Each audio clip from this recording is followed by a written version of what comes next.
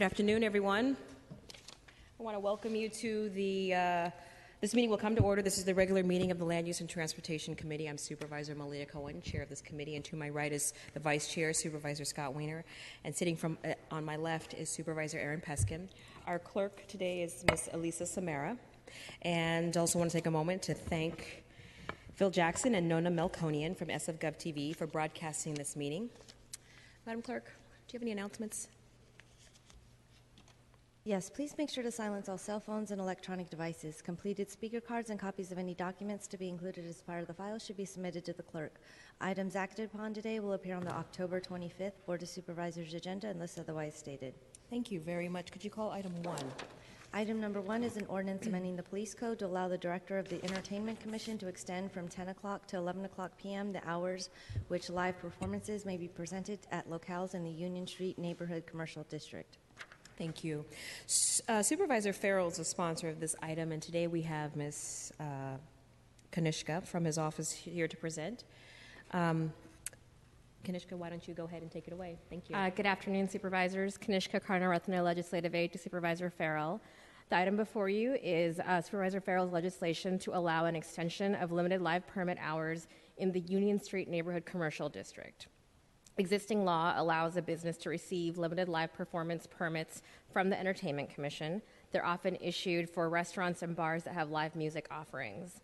Limited live performance permits are known as LLPs. They allow a business to offer these live performances as a secondary purpose until 10 p.m. After having an LLP for a year, permittees can come back to the Entertainment Commission to extend their hours to 11 p.m., except in 4 specific neighborhoods or streets, including the Union Street NCD. The Entertainment Commission can grant this request for an extension if there's been no significant public safety or nuisance concerns related to the establishment or to the LLP. This ordinance would allow the LLP holders in the Union Street NCD to apply to extend their hours from 10 p.m. to 11 p.m., as they would be able to do in a majority of the city's commercial corridors.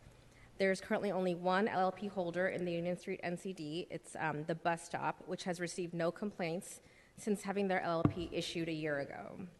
We hope you can support this legislation so that this good neighbor business in the Union Street NCD has a chance to extend their performance hours. Thank you for having me here today. I'm available for questions, and some of the supporters have submitted comment cards. Thank you. Great, thank you very much. Let's go ahead and open up to public comment. Ladies and gentlemen, if you'd like to comment on this is item number 1. Please do so. Come on up to the podium. You'll have 2 minutes to comment. You'll hear a soft chime during your presentation, which indicates that you have 30 seconds remaining on your 2-minute allotment. Welcome. Good afternoon, Supervisors. I'm Robert Bardell. I was the president of the Golden Gate Valley Neighborhood Association when the limited live performance legislation was passed. And at the time, it seemed like a good idea at the time, we asked Supervisor Farrell to cap the hours on Union Street at 10. Because Union Street has a history of noise, drunkenness, and downright stupid drinking behavior. Unlike many other neighborhoods with more mature drinkers, we attract a younger crowd.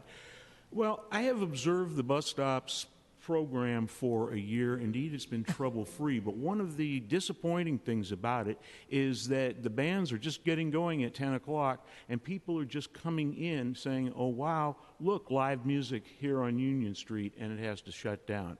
I think this is a harmless extension. I'd like to point out that the Entertainment Commission has discretion to set the hours or not grant them at all, so that it would be possible to say, at 11 o'clock on Friday and Saturday, 10:30, other nights of the week. This is an open question, and I think would help protect the neighbors who have any legitimate concerns, if they have any legitimate concerns. I urge you to approve this. Thank you very much. Thank you. Next speaker, please. Come on up. Good afternoon, Supervisor Peskin and Weiner. Leslie Lenhart, the Executive Director of the Union Street Association. We brought this information up to our membership at a meeting. They were not opposed in any way and were supportive. The office received no negative reports of any neighbor or merchant wishing to say no to this situation. So I would like to urge you to support and to pass this change in our code, allowing the bus stop to operate their limited entertainment license until 11 o'clock in the evening. Thank you. Thank you. Next speaker, please. How are you? My name is Gabe Ferroni. My wife and I own the bus stop.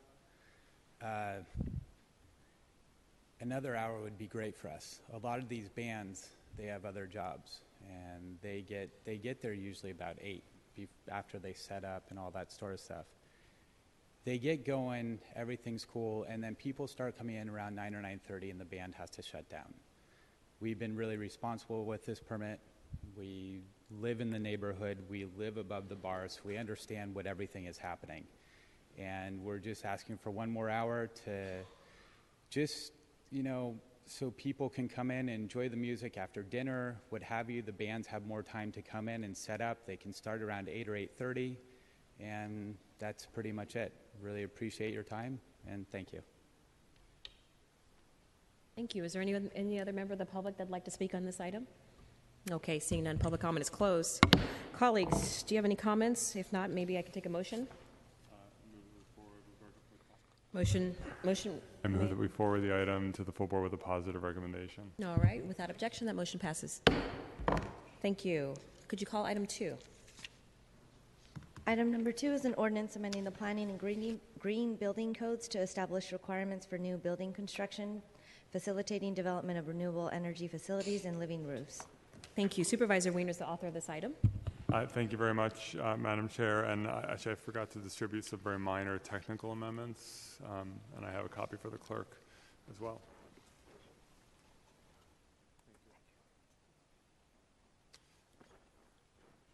Thank you very much.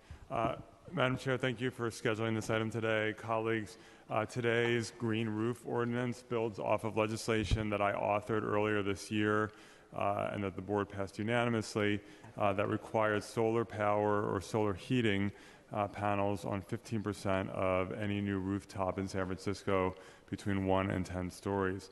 The legislation that we passed earlier this year made us the first large city in the United States to require solar rooftops. It really reflects the strong interest in our country and in San Francisco to move towards more solar power, and the legislation drew significant interest around the country. The legislation was a significant step forward in making our city a cleaner and more sustainable place. Today's legislation is the follow-up second piece of our rooftop ordinance, what we're collectively calling Better Roofs. And initially, we had wanted to move both pieces of legislation together as one, but the portion before us today took some more time in terms of outreach, and so we did it as trailing legislation. I want to thank the Planning Commission and the Building Inspection Commission for their unanimous support of the legislation. The legislation before us today will expand the solar roof mandate to include green roofs, otherwise known as living roofs, as an alternative method of compliance. At a ratio of 2 square feet of green roof for every foot of substituted solar. This calculation, let me strike that. Let me back up a second. What the legislation will do is, right now, to comply with the solar roof ordinance, 15% of the square feet of the rooftop has to be covered with solar. The legislation today will allow that in lieu of solar, you can cover 30% of the rooftop with a living roof, so twice the square footage. Of course, you can also do a combination of the two. There are circumstances where solar panels simply don't make sense for a variety of reasons, and so this will provide an alternative way of complying and of really fully utilizing our rooftops and making them as sustainable as they can be. Green roofs have been widely documented to have a variety of health and environmental benefits, including reducing the quantity of stormwater runoff and improving the quality of that runoff, reducing the urban heat island effect, increasing building energy efficiency, improving air quality, reducing noise, increasing and improving habitat and enhanced biodiversity, and extending the life of the roof. They're also a great amenity for many residences and office buildings. This will make us a more sustainable city, and I ask for your support. I did just distribute minor technical amendments, and I will move those amendments after public comment. I want to thank Ann Brask and Jeff Jocelyn from the Planning Department and Barry Hooper from the Department of the Environment for their help in working with us to prepare this ordinance. And with that, I want to invite Ms. Brask from the Planning Department to provide a brief presentation. And I will note that Mr. Hooper from the Department of the Environment is here to answer any questions. Thank you. Thank you and welcome.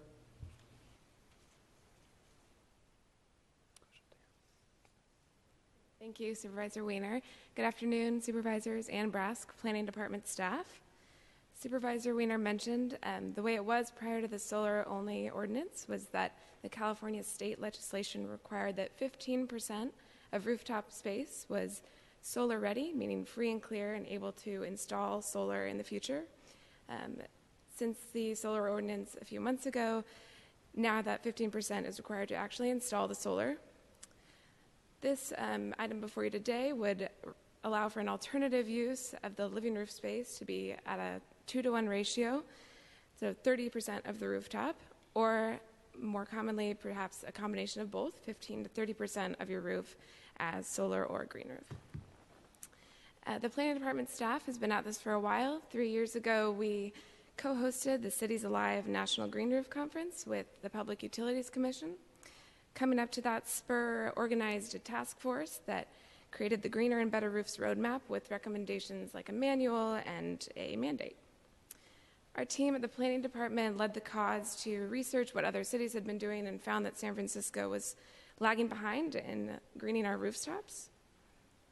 We also looked into our own policies and programs and found that a lot of these programs and plans mention green roofs and living roofs, but none of them really dove into what that means for San Francisco.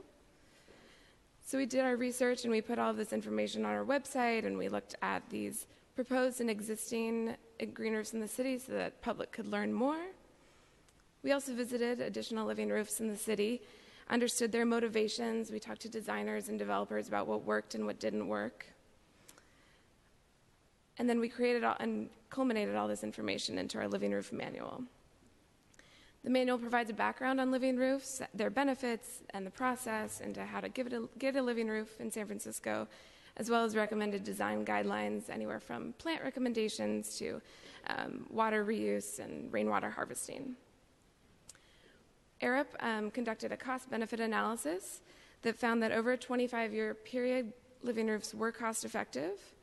This included stormwater management reductions, as well as energy reduction and real estate. In the future, we'll continue to collaborate with our colleagues to balance all of the holistic uses for rooftop space. And I'm available for any questions. Thank you. Thank you. Supervisor Peskin. Thank you, Madam Chair. I have a number of questions, and I don't know if I should, I guess I'll make them to the author, and perhaps we'll hear from staff. But how was the ratio of 2-to-1 determined? Is that a function of environmental benefit? How did you come up with that? And I'll ask maybe the Department of the Environment to chime in as well. So the solar mandate came from state law, which has long required, as you know, 15% to be solar ready, and so we simply took the next step and say you have to be have actual solar. I think the thinking was that overall solar is a strong preference in a lot of ways, and so if you're going to do a green roof, we just want more. We still want people to do plenty of solar, but I would ask the Department of the Environment to chime in because they've done a lot of the technical work, and so I'd ask Mr. Hooper to respond as well. Good afternoon, Barry Hooper with the Department of the Environment. It really boils down to first cost. The cost of green roof, roughly speaking, was on the order of 2 times as much as the equivalent area of solar. And so that it was because you could if you ask 10 different people different ways of rating the comparison between stormwater benefits and energy benefits, you'd get 10 different answers. Then first cost was a simpler approach to take. And I think you meant to say that solar is twice as expensive. I think Yes, you might have said the excuse me. opposite. Pardon And so, therefore, it's the same cost if you do double the living roof. And of course, the living roof can be, you can go really high end on a living roof, but in terms of a basic living roof. Yeah, there's definitely variation in practice in the cost of either system depending on the choices you make. And what you And then presumably the out-year costs for maintaining a living roof are more expensive than the out-year costs for a solar array. I think it depends on what kind of living roof. I mean, there are probably some living roofs that are a lot easier to maintain than others. Yeah, I'm sorry. There are quite detailed cost-effectiveness analyses that have been provided, and they, roughly speaking, the benefit from solar is accrued over the life of that system and through avoided energy costs primarily. And with the living roof, a lot of the initial benefit comes from the fact that you're transferring money you might invest otherwise for compliance with the stormwater management ordinance. And then there's long-term energy benefits, improved durability of the roof in both cases, so there should be some savings just because less sunlight hitting the roof. And detail ensues from there. But those are the top-level issues that really drive the long-term cost of those two systems. And relative to long-term enforceability, I mean, obviously when you hook up a solar array, that is instant electricity as compared to a living roof. One of the things that just gave me a little cause for concern was whether somebody installs one of these, and other than the permanent benefits, i.e. stormwater, how do we know that they're continuing to maintain that asset?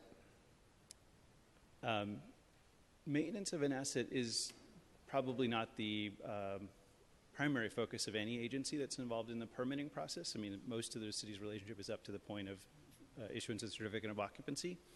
But with regard to living roofs, this ordinance is written to only count toward compliance areas that are also used for compliance with the stormwater management ordinance, and that carries with it an existing burden to maintain those systems indefinitely for the purpose of contributing to compliance with the regional permits and other issues. So it was a question of how do you address maintenance with as little additional staff or bureaucracy being created as possible. The city and the PUC was in a role of ensuring the stormwater management requirements were complied with in a durable way.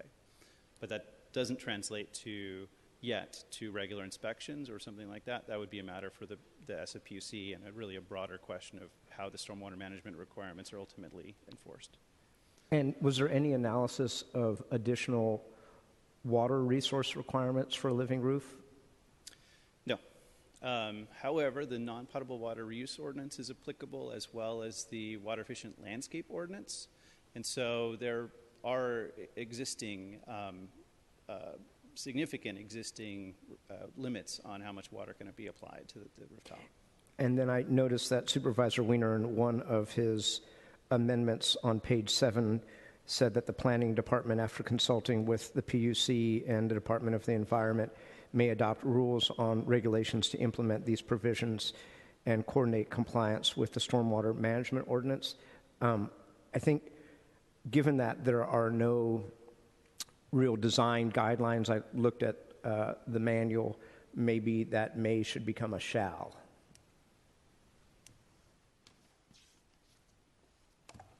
Okay. Supervisor Wiener?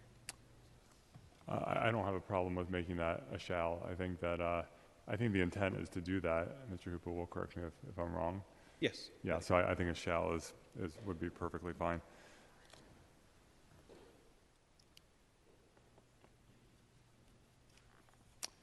Okay. You're done? No, I was going to suggest that we move to Public comment? Public comment. All And right. the departmental presentations are done? Okay, great. All right, folks, we're done with the presentation. I'd like to open up to public comment. Anyone that'd like to comment on item 2, please do so right here at the podium.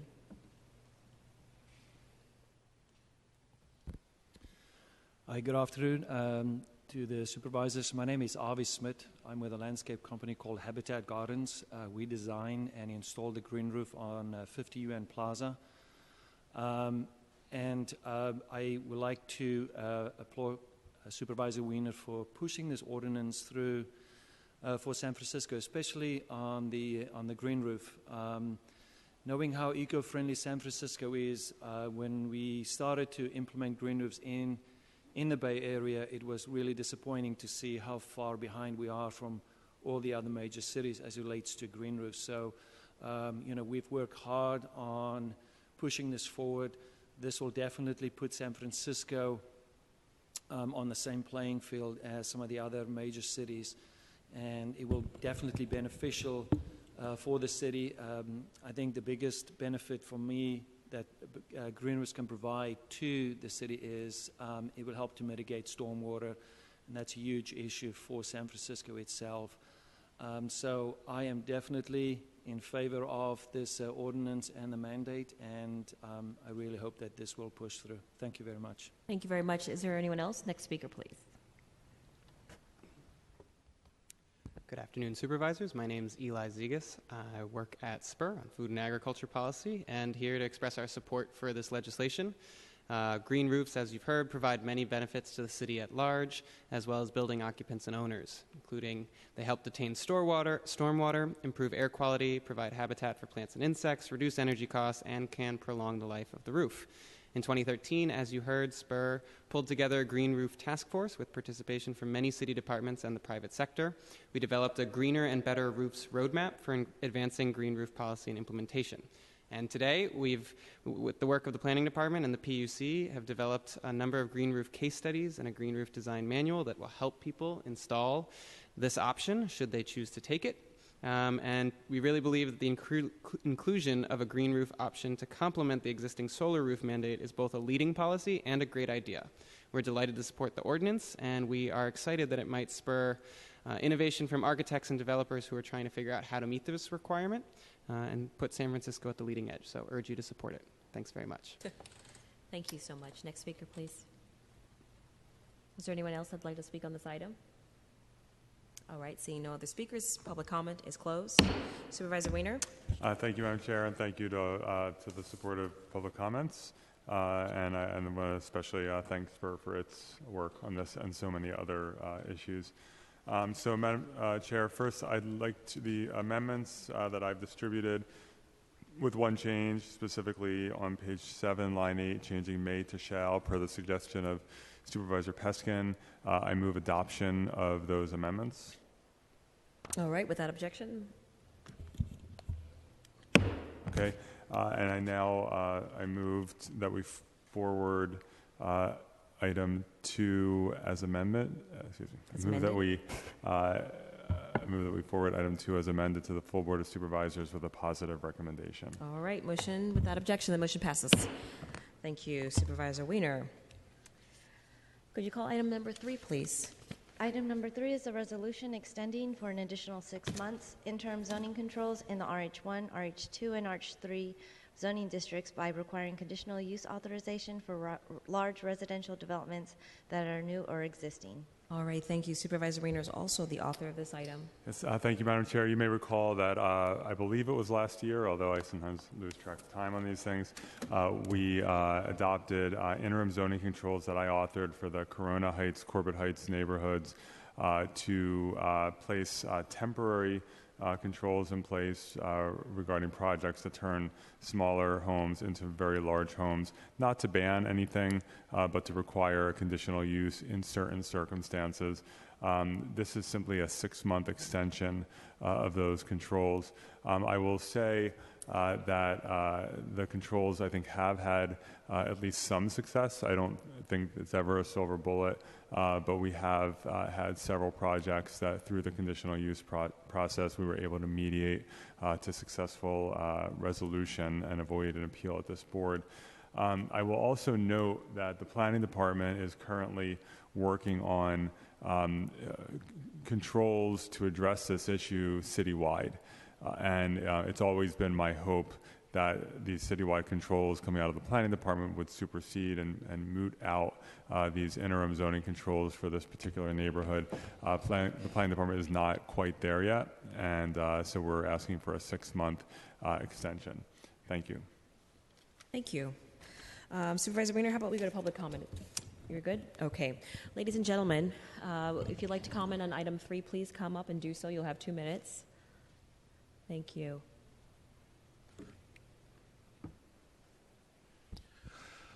Hi, Gilbert Criswell. I live in District 8, and we're this interim zoning control. I'm glad to hear that Supervisor Weiner says he's not banning anything, but I'm on a different opinion, and I oppose the interim zoning control that he's offering. Thank you. Thank you. Is there anyone else that'd like to register their comment? All right, seeing none, public comment is closed at this time. Supervisor Peskin, I see your name on the queue. No? Okay. Supervisor Weiner, any last remarks or motion? No, thank you, Madam Chair. I move that we forward item 3 to the full Board of Supervisors with positive recommendation. All right, and without objection, that motion passes. Thank you. Okay, Madam Clerk. Item 4. Yes, item 4, please. Item number 4 is a hearing on the state of the subway master plan and requesting the Municipal Transportation Agency, County Transportation Authority, and Planning Department to report. All right, ladies and gentlemen, once again, Supervisor Weiner is the author of this item as well. Thank you very much, Madam Chair. Madam Chair, colleagues, this is a really exciting day because we get to see, the public gets to see, a very advanced draft of the subway master plan required under legislation that I authored last year. So, colleagues, as you know, our city is growing. San Francisco has 200,000 more people than we had in 1980. The Bay Area has almost 2 million more people than we had in 1980. And the growth is not going to stop. The Bay Area is projected to grow by 2 million more people in the next 25 years, and San Francisco is projected to easily break 1 million people. We're really far behind on public transportation here in San Francisco and the Bay Area. In the 1970s, we did 2 extremely visionary things. We built the BART system, which we opened in the early 70s, and we built the Market Street subway, which we opened in the late 1970s. If you can even imagine what it would be like here without BART and without the Market Street subway. The problem is that once we opened up the Market Street subway, we just stopped. And it's been nearly 40 years that we have not opened up 1 additional inch of subway capacity here in San Francisco. Of course, the Central subway will open in a few years, and that is terrific. It will be a huge advance. But my concern is that once the Central subway opens, we might do the same thing we did in the late 70s, just stop, pat ourselves on the back, congratulate ourselves, and then stop for another 40 years. And meanwhile, the congestion and gridlock on our streets will just get worse, and our bus system will just get slower and slower and more bogged down. We absolutely have to move more of our public transportation underground.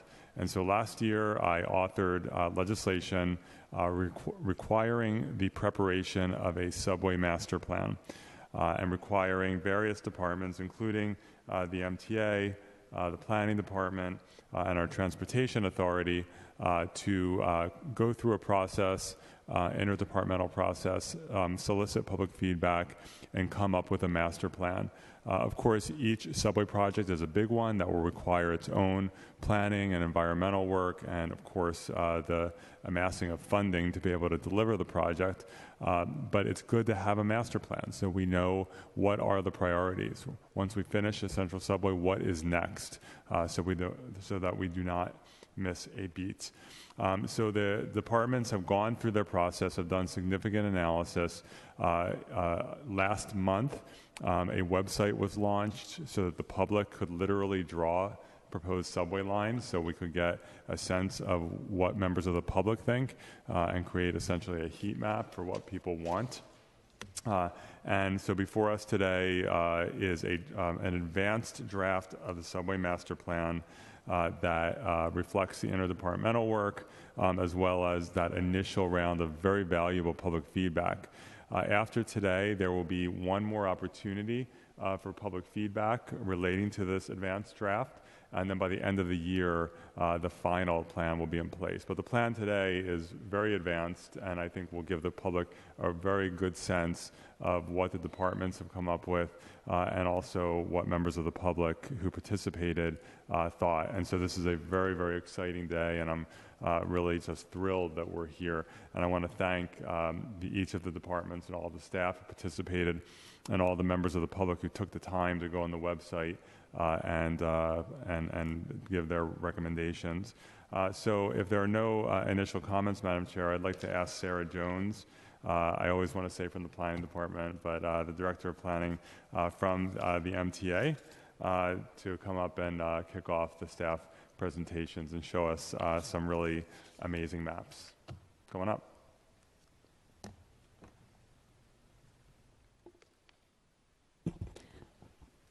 Good afternoon, supervisors, and thank you for the introduction, Supervisor Wiener. As mentioned, my name is Sarah Jones. I am the SFMTA Planning Director. I'm here before you in that role for the first time. And I'm here today to present one vision for a piece of San Francisco's transportation future, and that is subways. This vision was developed as a joint effort of the MTA, the Planning Department, and the San Francisco County Transportation Authority. Joining me here today are some of the people who have worked really hard on this. Michael Schwartz and Jeff Hobson of the TA, Lucas Woodward from my staff at the MTA, and Audrey Harris from the Planning Department. Some others who have put a lot of time into this over the past months but aren't able to be with us are Graham Satterwhite, who manages this and other long-range planning efforts at MTA, and Peter Albert, who is actually now with the Planning Department. So we had a little swap. The 2016 subway vision provides policy guidance on subways, what they do well, what are trade-offs, and how they fit into the transportation ecosystem. Subways take a long time to develop, to say the least, and they're such a big investment and effort that they need to be done in a way that makes them a piece of a whole system and not a one-off. This vision meshes well with our city's comprehensive effort on long-range transportation planning called Connect SF. Connect SF will help us sort out what we've learned through this process and make the decisions about what kinds of systems to pursue where. Oops, sorry. Oops. Excuse me, technical difficulties.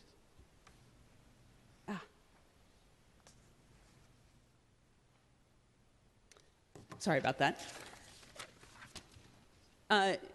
Subways are a great way to move a lot of people around fast and can be a great fit where that's needed. One reason for that is that they're not interacting with everyone else who's trying to get around. The fact that they're at their own level away from the street means that there are many fewer factors that can hold them up. With that reliability, there's a lot of travel time saved. So in addition to being able to handle big numbers of passengers, subways can get them where they need to be fast. And that's why it's important to look into them and understand what they can do within our system. So for pulling this vision together, we had three major points of input. We had prior plans, outreach, and analysis. First, we'll start with plans. The Four Corridors Plan was developed in the mid-90s and is well on its way to being realized. This vision is for thinking about what's coming next. Now let's talk about the outreach. This was a very cool part of this process. Even when we've been relying on work from years past, we wanted to hear from San Francisco and Bay Area residents about what they perceive is needed now. We asked folks to design their own subway vision through an interactive online portal, as Supervisor Wiener mentioned. Participants could add a single line and station to the existing system, or they could really dream big and tell us what a comprehensive subway system for San Francisco looks like. Then we complemented this online web-based activity with 3 in-person pop-up stations in the Bayview, Excelsior, and Tenderloin in order to intercept people who may not have heard about the subway vision or who might have limited access to the internet or who might not understand the cool opportunity that was available to them. So here's what we found out. The online interactive mapping exercise was extremely successful. There were over 2,600 unique submissions, which ranged in complexity from just a single line to a comprehensive system and stations that integrated with the existing subways.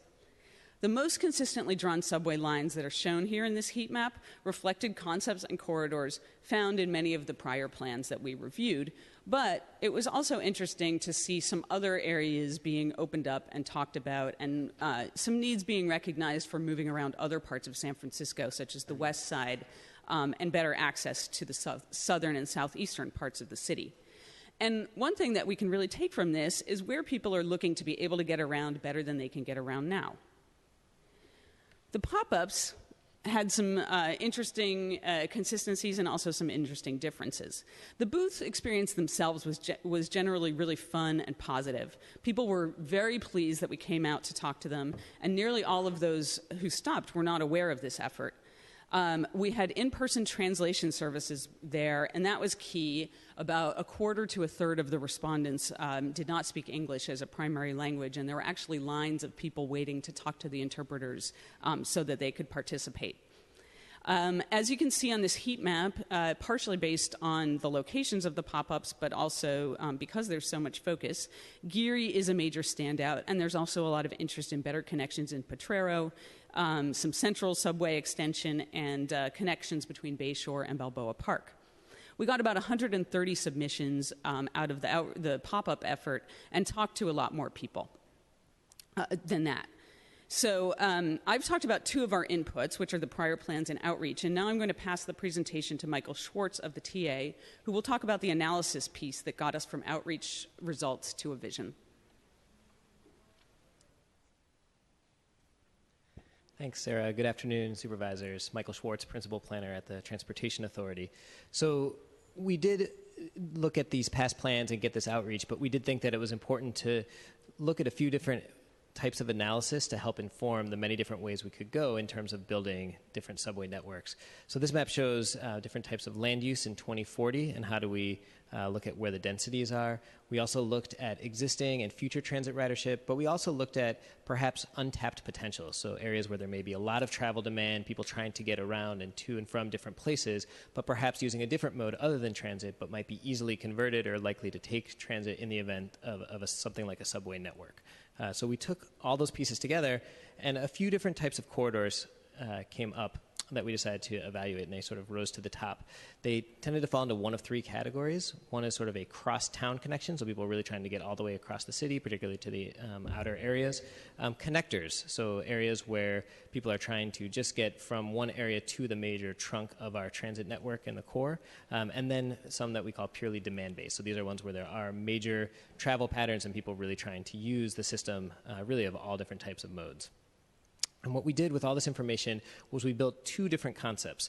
The first is really centered in the Northeast, really looking at those travel demand patterns. And you can see different types of improvements of this corridor concept. Each of these involve essentially tripling what would be the existing subway network today. And again, these are just concepts and rough ideas, but you can see an extension of Central Subway going up somewhere near the Lombard corridor, a north-south corridor sort of along the Van Ness area heading down into Mission Bay, a Geary corridor that cuts across Golden Gate Park and down sort of the 19th Avenue corridor, and then the N. Judah going underground and going under sort of the Soma area as opposed to into the main subway.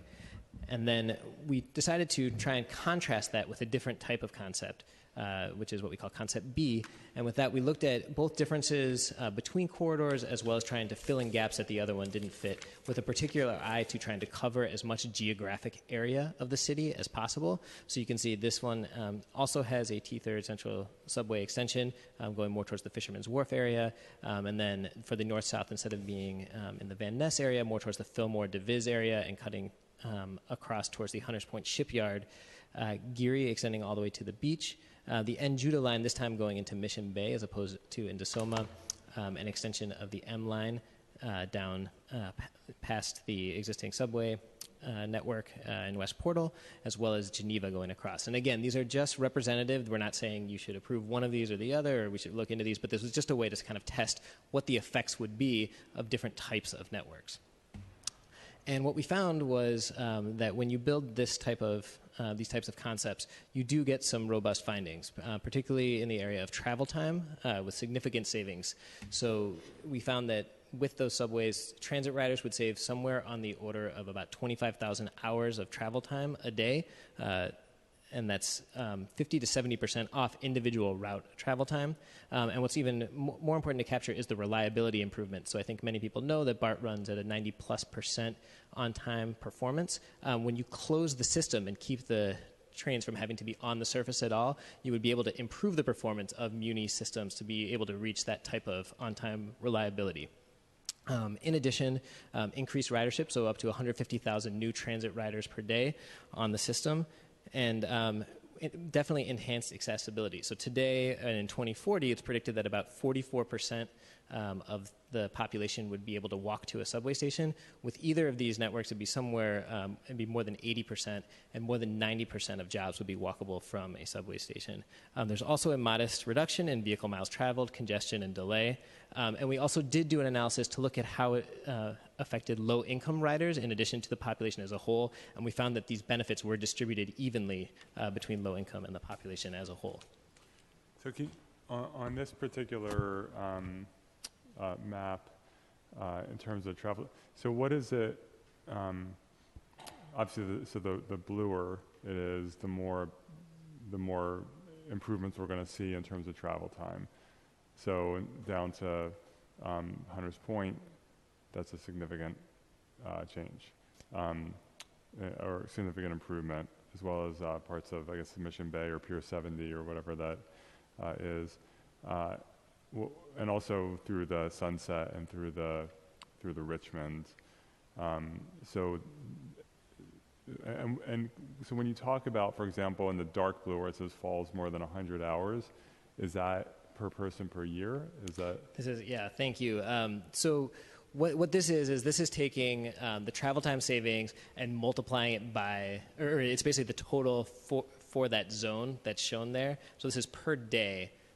What the total amount of travel time savings would be for people living in that zone. And this is just one of the concepts, so obviously this would differ greatly depending on what you built out. So this is for concept B, and if you remember, that one had a line that kind of went directly into Hunters Point Shipyard, so there's a sort of more significant benefit directly to that zone, as you were noting.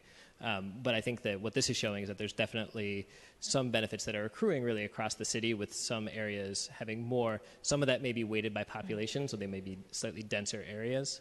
But it is also, I think, what you're picking up on, which is that by extending the network further out into the system, some of the more outlying areas are getting more travel time because the savings is accrued across the city. For a particular person, and obviously it can depend on how the line is designed and how many stops there are. So one would imagine that taking a subway down to Bayview Hunters Point from downtown is going to be just a dramatic time save. I mean, it's a nightmare to take the T all the way to the end of the line now. You might as well just bring a picnic with you. I mean, it was, the way it was designed, it just takes forever. So presumably that would be a pretty dramatic change. And same with to the Richmond, I would imagine would be a pretty dramatic just for an individual in terms of his or her experience. Yeah, that's exactly right. And I think if we, to sort of overgeneralize, but that 25,000 hours per day sort of breaks down to somewhere around, 15 minutes for a round trip per person. But I think you're hitting the nail on the head that it would distribute differently, that someone probably further out would receive more of those certainly in-vehicle travel time benefits because they're traveling much farther versus someone who's traveling around the core with a much shorter transit ride. Right, and I guess, of course, the other variable is how the subway is designed, which I know you're not really getting into, and avoiding some of the terrible mistakes that were made with the Market Street subway, both in terms of having unnecessary mergers like at Van Ness, which have just been a perpetual thorn in the side of Muni riders, where you have lines merging, and so you end up having congestion and unnecessary delay, as well as just the problems with the train control system. I know, again, it's not in the purview of the subway master plan, but there are variables. If you have a well-designed subway system, it's going to be a lot better than if you have a problematically designed system like we did with the Market Street subway. That's exactly right. And actually, that's a perfect segue. I'm going to hand it back over to Sarah, who's going to talk about evaluation metrics. And system integration is actually one of the major things that we will be looking at as we start to sort of bring some of these concepts Quick question further before you along. hand it back to Ms. Jones. Yes. Will the issue of switchbacks be addressed? Part of that switchbacks are a major part of the problem that prevents the 3rd Street T-line from running more efficiently. Sure. So how will that be addressed, if at all? Yeah, so I think that's a great question, and I think that's something certainly where I think the system integration piece comes in. If you look at the concept A, you can see that actually looks at what would happen if we turn the T-Third into a subway completely by itself. And I think the idea that you would have more reliable service would hopefully reduce the number of switchbacks. And this may be something for MTA to address more directly, but I think that all of these, the reliability and being able to get service evenly spaced, not getting caught up in traffic, the types of things that require switchbacks, that's really the goal of what the new subways would be. Does that answer your question? No, but it's a good answer. I'll follow up with MTA. Thank you. It seems to me that in a subway model, switchbacks are not going to. It's just more complicated to even do a switchback. I mean, we do have in the Market Street subway, we used to have a shuttle that would just operate within the system or between Castro and Embarcadero. They stopped that, and we're hoping to bring it back real soon. So the switchback issue is a lot easier. It's easier to do a switchback, I think, on the surface than, I agree than with you. underground. Yeah. All right, thank you. Thank you very much. Ms. Jones. Yes, thank you. And we can follow up further about the specific issue of switchbacks, but I'll also be talking about all of the many other things that need to be considered once you've focused on which corridors make sense which corridors really make sense to talk about and think about. So those are hard decisions. We have great ideas that have been generated about what a citywide subway system might look like. But as Michael has described, there are a lot of considerations when you're going from thinking about that piece to really making those hard decisions about investing time and money into this kind of transportation improvement. And that is going to be a big part of the planning process about subways, is just even beginning to define the types of criteria that we should be considering as we evaluate and prioritize and ultimately make commitments to investments. The metrics that are referenced here in this slide are representative, but these are the kinds of things that we're going to need to think about. What kind of bang for the buck is any given corridor going to get us in terms of travel time or potential use of the system? And we do need to think about the context of an integrated system, not just from the standpoint of are you having these bottlenecks where everything comes together, but also what if one piece of the system isn't working so well? How would people get around overall? And then finally, a big piece of this is making sure that the investments are consistent with MTA and the city's commitments to serve communities that are most in need of access. So it's going to take a lot of pieces to develop the subway vision, and I think that the question about switchbacks is one that falls into a lot of these larger pieces and the work that's ahead of us. Those are engineering questions about how to make the system work best. And we also need to think about funding, about what kinds of land uses make sense to serve by subways. There needs to be a big outreach process. There needs to be a big engineering process. And really thinking about how we would get those subways into the ground in an efficient manner. This initial planning work and conversation about a future San Francisco with a more robust system needs to be paired with consistent focus and effort on all of these fronts. So we're going to be delivering the final subway vision, that first step of this, to you around the end of this year. And as previously mentioned, this vision isn't a standalone effort, but it's going to inform and be refined by the Connect SF program. We are very excited about the engagement that's happened through this vision process. It's great to see people really thinking about what it will look like to get around San Francisco in the future, and we hope that people stay involved in this.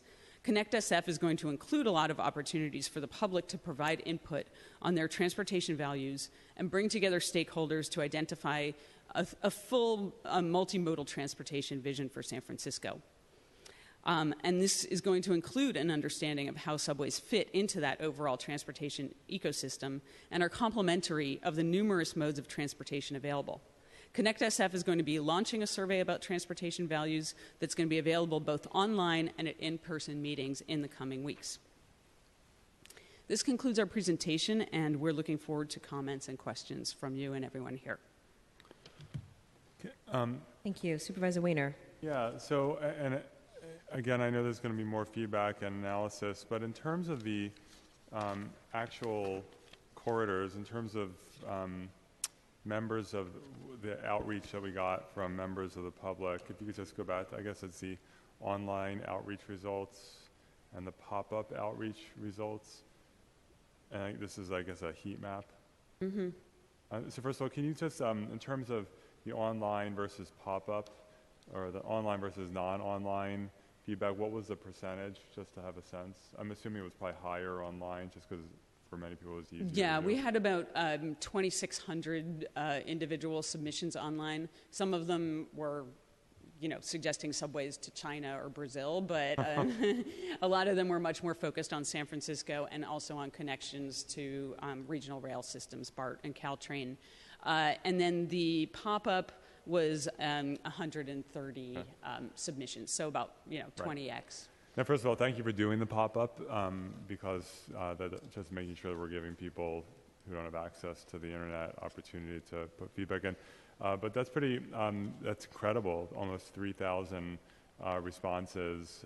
So first of all, a great testimony to the outreach that the departments did, but also to the passion that people have about this issue. When I announced the Subway Master Plan legislation and wrote an essay that was called San Francisco Should Always Have a Subway Under Construction, I think it hit a nerve that I didn't necessarily expect it to hit in terms of people's pent-up frustration with why don't we have more subways in San Francisco. Of course, we need housing density to match subway creation because you have to have that density to support the subways. So looking at the online outreach results, it seems like the Geary line seems like a very popular one. People talk about that a lot. It does not appear that the heat map is as strong down to the Bayview, and I think maybe part of that is because we will be building an enormous amount of housing in southeastern San Francisco, but it's not there yet. And I don't know if it also reflects just in terms of internet access or other barriers, but it seems to me that that ultimately we need to just dramatically improve transit to the southeastern neighborhoods. And I see it looks like it was pretty popular to do a 19th Avenue subway, and so presumably the 19th Avenue one would then connect to the M and maybe even down to BART in Daly City. Can you comment on the utility of the 19th Avenue line? Yes. Well, first of all, on your first point about people talking more about where they go now, it's a lot harder to think about where you might want to go in 25 years than how long it took you to get in on the N or the 38 today. So, certainly the results here are expected. It doesn't stop us from thinking about what the future needs will be. The analysis did assume that all of the expected improvements that would be in place by 2040 were in place. So the zoning changes, the housing development, the BRT on Geary and on Van Ness, the Central Subway being open. In terms of 19th Avenue specifically, that western part of the city is one of the corridors that emerged and was looked at and is reflected in Concept A, particularly, although they're not, the two concepts really aren't mutually exclusive. The M-line extension is one that is probably farther along towards study than many others, partially because of some of the land use changes that have already been approved around there. But certainly better service on the west side is something that we felt was needed before this process, and certainly emerged through this process too. Yeah.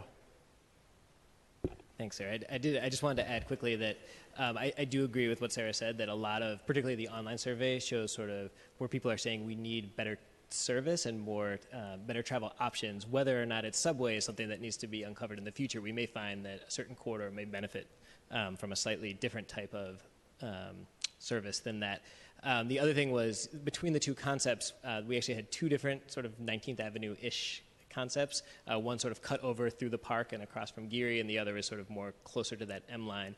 They both actually showed fairly strong performance, just in different areas, and that's something that, again, we'll want to dive a little deeper on in the next iterations through Connect SF to sort of determine, okay, what is the best way to optimize that, and how do we want to figure out how to And the develop other, that. and I'm gonna also with the Geary line heat map, obviously people who rely on the 38, I imagine, understandably are extremely motivated to participate because getting from the outer Richmond on the 38 downtown is it gives the baby a run for its money in terms of the difficulty.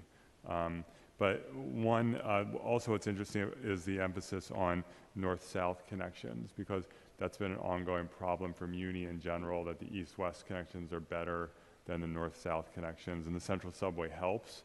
Which is why it's so important to keep extending it north. But having better north-south connections is quite important. And also the idea of not just continually merging more and more into the existing Market Street subway, which has congestion challenges at times. Although I think the congestion in the Market Street subway will improve with the arrival of the new Bredas, because it'll be easier to have longer trains. And so we won't have to have a series of 1- and 2-car trains. And so with the longer trains, it just becomes more efficient to move them through the system. Yeah, and both of the concepts ended up looking at essentially bringing, what would be now the NJUDA line, rather than through the Market Street system, farther south. The analysis did find that the performance in terms of pulling some ridership onto a new corridor was better the farther south you went. So the more you were accessing Mission Bay, I think probably people wouldn't think it was worth it to change trains if the subway was going down, say, Folsom rather than Market. We weren't looking at specific streets, but it did seem that some parallel service that was distinct from the Market system was something that could be valuable. Great, thank you. Thank you. Thank you, Ms. Jones. Nice to see you in a new capacity. Let's go to public comment. Ladies and gentlemen, you've heard the hearing for item 4. If you'd like to come in and speak, please do so. You have 2 minutes at the podium.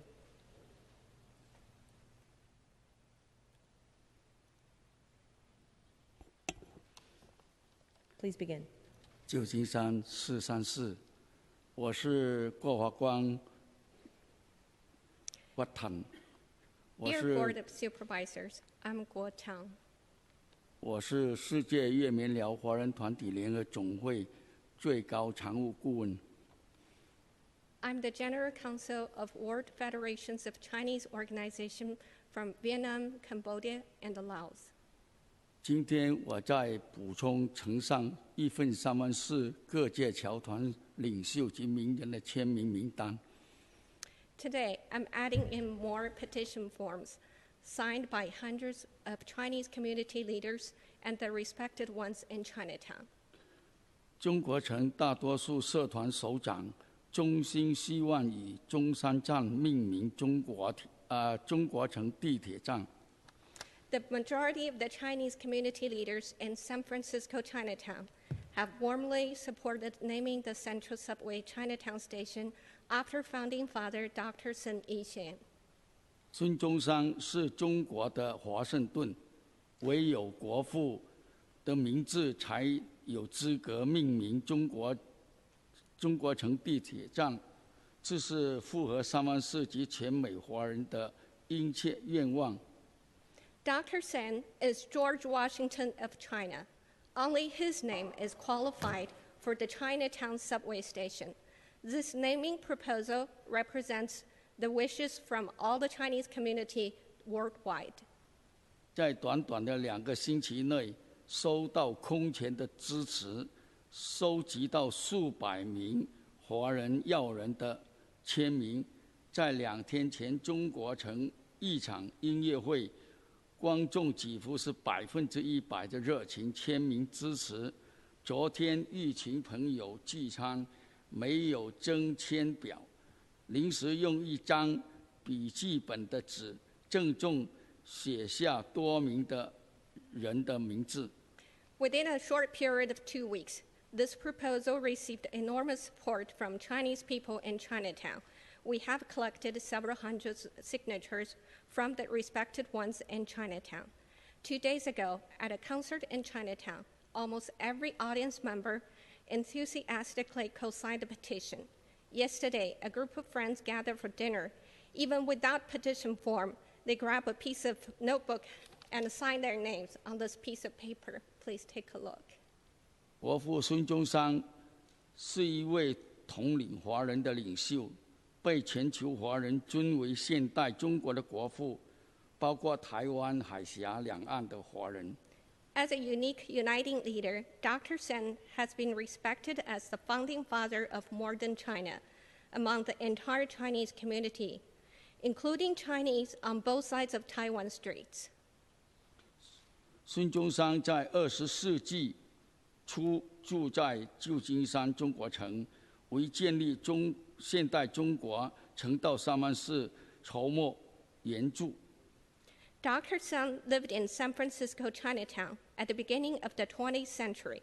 He came to San Francisco many times to raise financial support for founding the modern China. 今年11月12日是孙中山诞辰150周年。 This year, November 12th, marks the 150th birthday of Dr. Sen. 华人来美贡献字句，世世代代生息一丝。 旧金山中国城地铁站命名至关重要。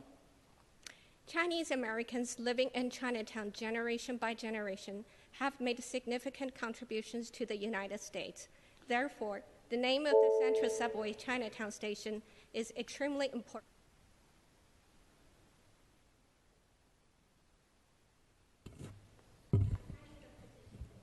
Thank you. Next speaker, please.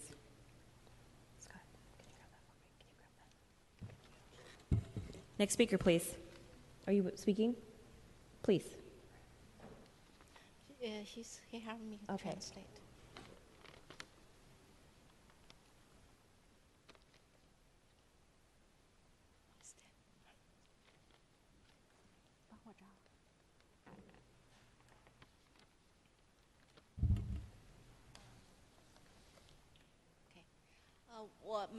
我的名字是 Shirley Lee. My name is Shirley Lee.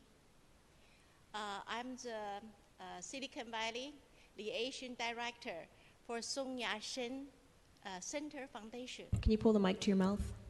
Pull the mic. Keep it here. Huh? Perfect. Okay. My name is Shirley Lee. I'm the Silicon Valley Liaison Director for Song Yat-sen Center Foundation. I came here today. 我是代表这个孙中山先生的基金会，来这个支持这个倡议，去把这个中国的这个中国城的地铁呢命名为孙中山先生。I'm here representing the chapter of Silicon Valley, Dr. Sen Yat-sen Center Foundation, to support naming Chinatown subway station after Dr. Sen Yat-sen. 在历史上，孙中山先生多次访问了旧金山。In history, Dr. Sen visited Chinatown many times. 他是中国最初的这个支持建造铁路的这个支持者。He's the first person supporting building the railway in China. 他也是三民主义的创建人。He also proposed the famous 3 principles of people: the nationalism, democracy, and the livelihood of the people. 他一生致力于为华人的繁荣和团结，他一生致力于这华人社会的繁荣和团结。Dr. Sen devoted his entire life to achieving prosperity and the unification of Chinese community. 所以他是这个称之为中国的国父。 That's why he was respected as the founding father of China. 所以在今年呢，正是他生辰150周年的纪念日。 And this year marks 150th birthday of Dr. Sen. 我们许多华人都坚决支持呢，把这个地铁命名为他的名字。 Many Chinese firmly support this naming proposal. 海内外的华人都希望，以他的名义来显示我们中国人民的团结和繁荣。 And Chinese people around the world support this proposal because we think it helps us, to unify together and to achieve higher prosperity. 我今天参加这个孙中山中心基金会，就是由他的曾孙子创建的。 Our foundation's chairperson is Dr. Sen's great-grandson, Leland Sen. 他是在海内外有很大的影响。 He has a huge group of followers around the world. Thank you, everyone. Thank you. Next speaker, please. Good afternoon, Supervisors. Brian Stokel with the Friends of DTX. Firstly, I'd like to commend Supervisor Wiener for proposing the Subway Vision Plan and the board for passing it, and for staff for presenting today. It's very exciting to see lines on a map, but firstly, we need to finance it. But sometimes those lines on the map give us inspiration to help finance it. The main thing I want to concentrate on is that we have, obviously, the Central Subway is under construction, but we need to have our next priority be the Caltrain DTX connection. And although we need to plan for the future, we need to move forward on the DTX plan. Lastly, San Francisco has other transit, as I mentioned, Caltrain and also BART. And we need to make sure that all three of these work together well. We also have other bus systems, Golden Gate Transit, Samtrans, and that we're not an island. Sometimes we might think we are, but we got water on three sides. But we need to work with folks at BART, the MTC with its core capacity study, and with Caltrain and High Speed Rail Commission to make sure that we don't design a subway system for San Francisco that doesn't necessarily interact with the rest of our region and the state. Thank you very much. Thank you. Good afternoon. I'm Peter Strauss. I'm here for the San Francisco Transit Riders. First of all, I'd also like to really thank Supervisor Wiener for launching this effort. I have to say I was a little surprised to hear this described as a draft final report. It seems to me we're sort of at the start of this process much more than we're at the end of this process. And it's something that we really need to be intensively committed to for the next several years and getting this going and forever in terms of the projects that it launches. It seems, our Supervisor Wiener said this seems to have touched a nerve, and I think it did. It seems as if San Francisco has gone from being very skittish about high capital cost rail projects to having a $30 to $40 billion appetite for projects if we include the Transbay crossings. That said, I think it's extremely important as we go forward, and Ms. Jones referred to this, that we start to prioritize our projects. The vision of projects that we see, might be $500 million a year, and that underscores the need to identify a revenue strategy so that we know how we can proceed. I also was a little surprised that there wasn't more intensive outreach to the community. The Transit Riders wasn't contacted at all. I don't know of any other organization that was, and it's really important that there be intensive outreach to the community as this process proceeds. And lastly, I'd just like to underscore what Brian Stokel just said, too. We also feel that the downtown extension was agreed to as San Francisco's next major subway project, and we feel that commitment needs to be reaffirmed, and that should be reaffirmed as part of this discussion, that we go from the central subway to the downtown extension and then into future projects from there. Thank you very much. Next speaker. Good afternoon, Supervisors. Howard Strassner. I'm really pleased that we've started this study, but I'm even more pleased that MTA planning was talking about how do we develop a system, how to evaluate these lines before we start digging. In the past, we've built lines just based on someone wanted a line, and we didn't really make an adequate, fair, transparent comparison. We built BART to the airport, and we put factors in to destroy Caltrain. We built the central subway, and we didn't use some of the factors that we used in the EIR analysis to BART to the airport. We just picked the stuff that would make it come out the way politicians seem to want it. This is big business. We're talking billions and billions. We're talking in a city where the Gary BRT, a simple thing like BRT, gets held up for 20 years because people don't really want density and they see parking. We're reaching a time when there'll be much less driving in 20 years. I won't be around in 20 years to see how you evaluate these things. But we have to set up a system to consider it all. People are not going to be owning cars. Maybe you won't have to fight when you'll be able to operate Muni on the surface because you won't be fighting with so many cars. All these things have to be dealt with. You can't just look at just subways as a solution.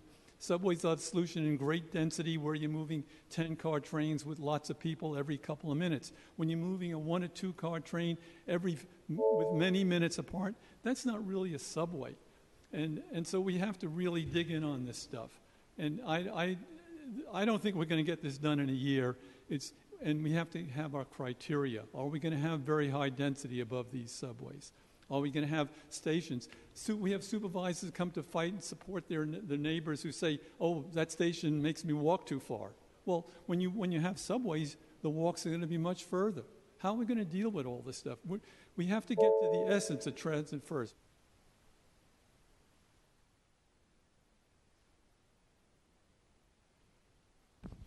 Hi, Gilbert Criswell, a transit writer.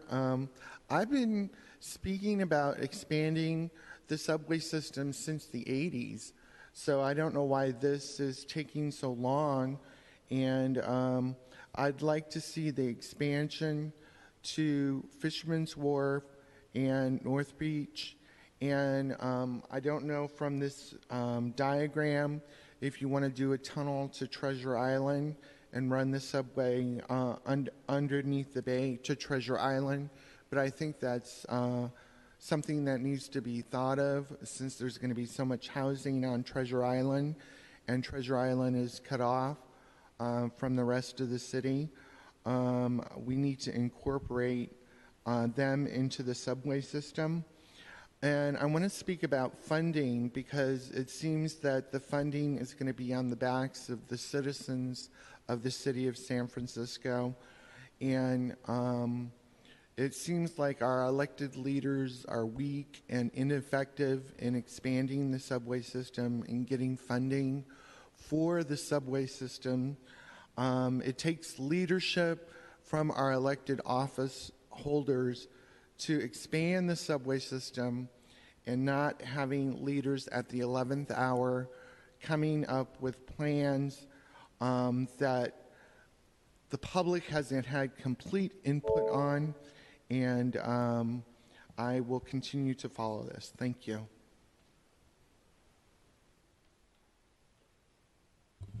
Is there anyone else that'd like to speak on this item? Okay, seeing none, public comment is closed. Yes, no, here. Oh, I'm sorry, Mr. Gilberti, I didn't see you. Hi, Forgive me. Tom Gilberti, Fisherman's Wharf Extension, yes.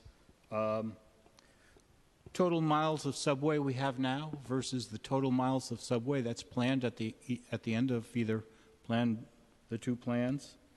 The cost of the subways versus alternative to the buses, the bus lanes, and alternative bus systems. I'd like to see that a little bit more fleshed out. What communities now need transit aid? Can we identify bottlenecks now? And can we superimpose the building plans like the Eastern neighborhoods over that? Finally, I'm kind of a little bit concerned with final. I've heard that the final plan, the vision, will be presented at the end of this year, and to me, it's almost like we're just beginning. And I would like to. I don't really want to say final, and then there's all the. I wonder if there's a subway that could go underground from the northwest part of the city to the southeast part of the city. And again, the cost. I don't know again how we're going to pay for all of it, but congratulations and good luck, especially with the feds not paying for housing anymore. I presume the feds are going to reduce their amount of money that they're going to pay for almost all programs. Thank you, and again, I'm not in a rush to make a final. Bye. Thank you, Mr. Gilbert. Is there anyone else that'd like to speak in public comment on this item? Okay, seeing none, public comment is closed. Supervisor Weiner, is your name still in the queue for a reason? No, but I'll make some closing remarks. Okay. So, Madam Chair, thank you again for scheduling this hearing today. I want to thank everyone who came out to express their views and their support. To be clear, I don't think I ever have said that we should leapfrog anything ahead of the downtown extension. Obviously, San Francisco is intensely committed to the downtown extension of Caltrain and high-speed rail, and there's already money set aside for it. Not as much money as I would hope, but there is money set aside for it. And I convened the meetings 5 years ago to forge a regional memorandum of understanding committing San Francisco to the downtown, or committing the region to the downtown extension when there had been some talk regionally that Fourth and King somehow qualified as downtown San Francisco. So not a few people have been as committed to downtown extension as I have, and nothing in the subway master plan changes that. But we have a lot more work to do going well beyond downtown extension. So, and I also agree with the gentleman who talked about the need for regional work. As part of my role on the MTC, I've worked very, very closely with Caltrain and BART, and have worked with the mayor and others to make sure that San Francisco, unlike in the past, has become more engaged with our regional partners. BART and Caltrain matter tremendously to San Francisco, and we have to support these agencies. And actually, one of my hopes is that we will have a second Transbay crossing, second Transbay tube, to support BART and allow BART to run 24 hours and to deal with BART's capacity issues, but also to connect Caltrain to the Capitol Corridor, to start creating a true regional rail network, and ultimately to get high-speed rail over to the East Bay and up north. So it is definitely a regional endeavor. But today we have before us, I think, a really solid set of maps and analysis and feedback from the public, and I'm really just very grateful to the departments for having done this work and the public for participating. So with that, Madam Chair, I move to file this hearing. Thank you very much. And without objection, it passes. Thank you, Mr. Clerk. Good to see you. Could you read it? Is there any other business before this body? That completes the agenda for today. Thank you so much. This meeting is adjourned.